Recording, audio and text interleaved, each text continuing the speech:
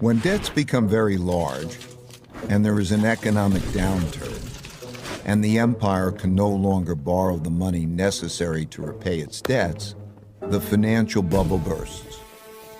This creates great domestic hardships and forces the country to choose between defaulting on its debts or printing a lot of new money. It always chooses to print a lot of new money, at first gradually and eventually massively. That devalues the currency and raises inflation. For the Dutch, this was the financial crisis brought about by financial excesses and paying for the Fourth Anglo-Dutch War.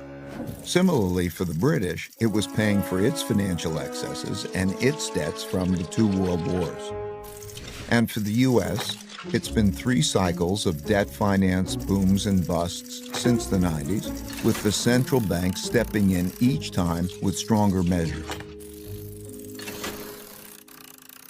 When the government has problems funding itself, when there are bad economic conditions, and living standards for most people are declining, and there are large wealth, values, and political gaps, internal conflict between the rich and the poor, as well as different ethnic, religious, and racial groups, greatly increases.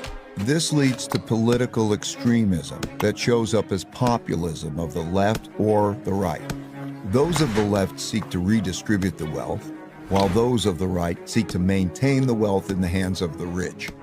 Typically, during such times, taxes on the rich rise, and when the rich fear their wealth and well-being will be taken away, they move to places, assets, and currencies they feel safer in.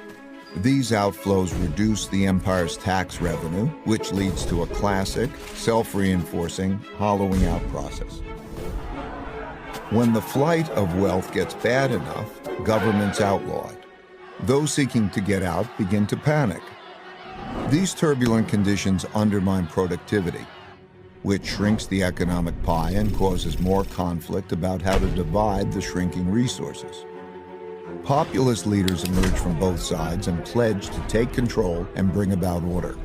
That's when democracy is most challenged because it fails to control the anarchy. And it is when the move to a strong populist leader who will bring order to the chaos is most likely.